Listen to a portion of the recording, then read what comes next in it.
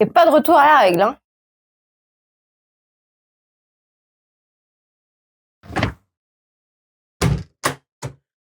Oh, c'est qui ça?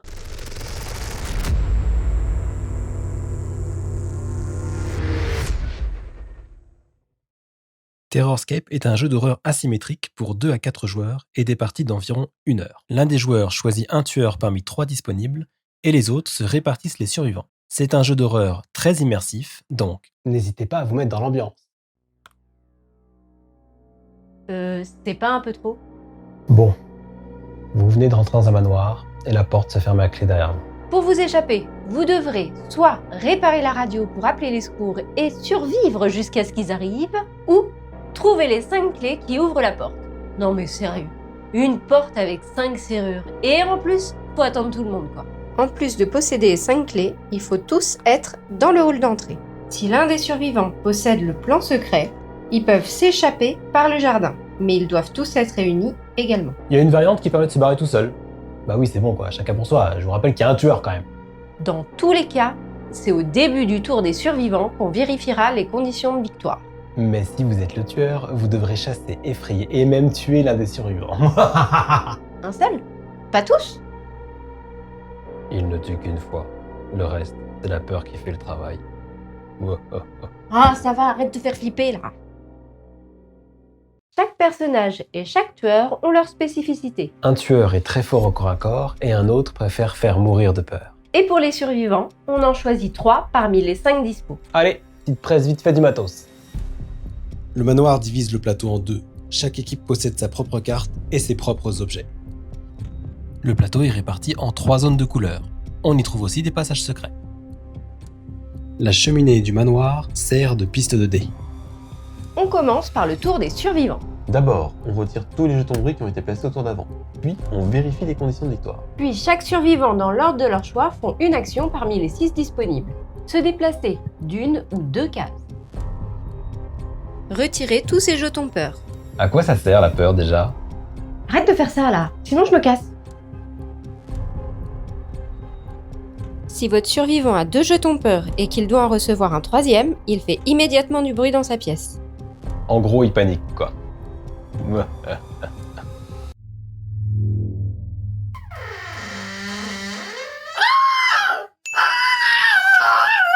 Faire une action spéciale. Seules certaines cartes et certains survivants peuvent le faire. Comme par exemple William, qui peut faire un sprint en se déplaçant de 3 cases, mais ce boulet fait du bruit en arrivant.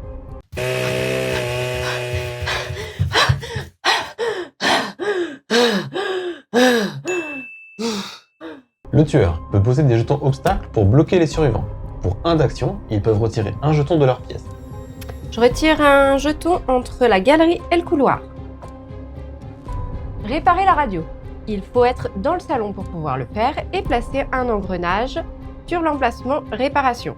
Puis un jeton bruit. Oui, réparer une radio, ça fait du bruit.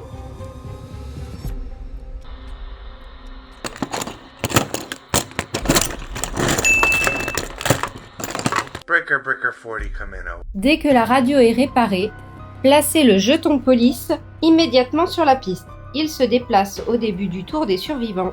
Lorsqu'il atteint la dernière case, c'est victoire pour les survivants. Et enfin, fouiller un lieu. On ne peut pas fouiller partout, il faut que le lieu ait le symbole de la clé. D'ailleurs, regardons tout de suite la différence entre les 2 paquets d'objets. Celui avec une clé, c'est le paquet de recherche. Il contient 5 clés. Celui avec une loupe, c'est le paquet découverte. Il n'y a que 2 clés, mais il contient surtout des objets qui aideront les survivants. Comme par exemple la lampe torche qui permet d'emprunter les passages secrets, ou des armes pour se défendre. Pour fouiller, piochez la première carte du paquet clé, soit vous gardez l'objet, soit vous le défaussez. Dans les 2 cas, si l'une des cartes contient cette icône en haut à gauche, placez un jeton bruit. C'est une clé. C'est une clé. Si c'est une clé, placez-la immédiatement sur le support. Attention, si le tueur se trouve dans la même pièce qu'un survivant, il ne peut pas fouiller ni réparer la radio. Ensuite, les survivants choisissent un qui fera l'étape de découverte. Il pioche 2 cartes du paquet découverte, il peut en choisir une et défausser l'autre, ou défausser les 2. Dans les 2 cas, si l'une des cartes contient cette icône en haut à gauche, placez un jeton bruit. C'est uniquement à la fin de votre tour que vous annoncez au tueur où vous avez fait du bruit. J'ai fait du bruit dans le hall d'entrée et la salle de réception. Excepté pour le bruit lorsqu'un survivant panique. Là, on l'avertit immédiatement. Alors, je fais poursuite, je me déplace de 1 de la bibliothèque à la galerie, et ensuite j'active ma tronçonneuse. Je fais effrayer tous les survivants à une portée de 1. Bon, j'ai Anna qui fait une crise dans le hall d'entrée. Et évidemment, pas le droit de mentir, hein. Dans l'intérêt des survivants, la communication est limitée avec le tueur. Interdit de passer la tête, hein. Les seules communications possibles entre les équipes sont Lorsque les survivants retirent un jeton obstacle, à la fin de leur tour lorsque les survivants annoncent leur bruit ou immédiatement en cas de peur insurmontable. Et lorsque le tueur attend une réponse à l'une de ses actions. Je fais un détecté. Est-ce qu'il y a quelqu'un dans la zone rouge? Oui. De son côté, le tueur doit avertir les survivants immédiatement. Lorsqu'il se déplace case par case, je me déplace du couloir à la galerie et je me redéplace de la galerie à la bibliothèque.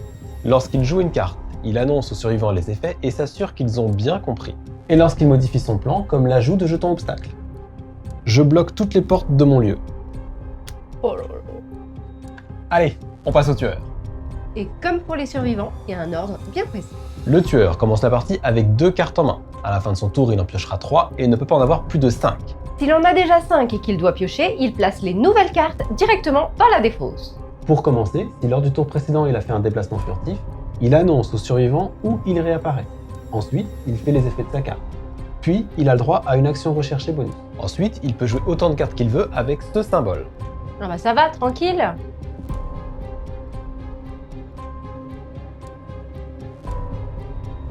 Puis, soit il joue 2 actions, soit il joue une carte avec ce symbole. À part les actions de cartes, le tueur n'a que 2 actions possibles. Se déplacer d'une case seulement, n'oubliez pas d'annoncer votre parcours.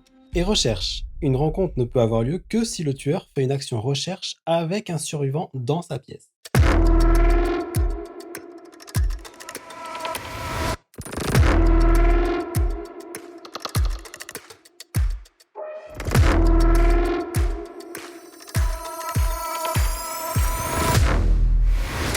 Franchement, la rencontre, ça dépend quel tueur vous jouez, mais c'est sûrement le meilleur moyen pour gagner la partie. D'abord, si le tueur possède une carte avec ce symbole, il peut la montrer pour l'utiliser. S'il y a plusieurs survivants, ils en choisissent un qui va se faire attaquer en premier. Le survivant qui combat peut choisir un objet sur son plateau, puis il lance les dés. J'utilise une dague, plus un de force. Mais attention, il retire autant de dés qu'il a de peur. Si le résultat des dés de l'objet est supérieur ou égal à la force du tueur, alors le survivant réussit à se défendre. Le tueur défausse 2 cartes de sa pioche. Et la rencontre prend fin, même s'il y avait d'autres survivants à combattre. Bam! Mais si le résultat est inférieur, alors le survivant prend 1 de blessure. Et s'il y a d'autres personnages dans la pièce, on recommence. Lorsque tous les survivants présents ont été attaqués une fois, ou que l'un d'eux a réussi à se défendre, c'est la fin de la rencontre. Et aussi la fin du tour du tueur. Les joueurs qui étaient présents peuvent, s'ils le souhaitent, se déplacer d'une case.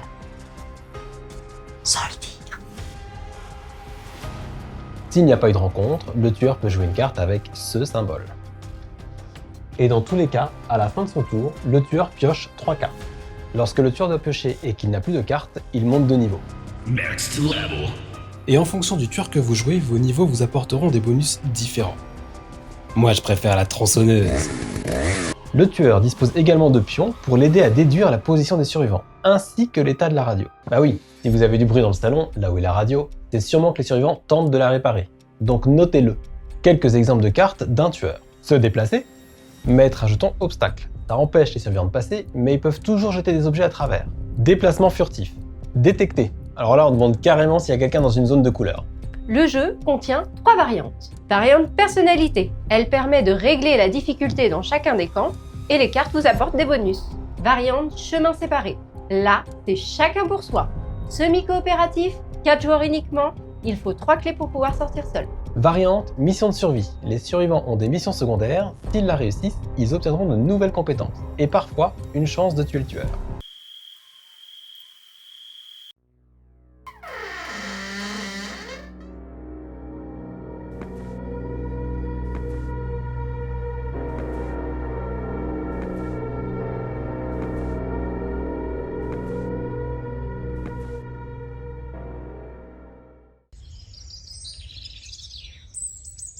On veut une revanche? Si tu veux. Mais cette fois, c'est moi qui choisis le tueur.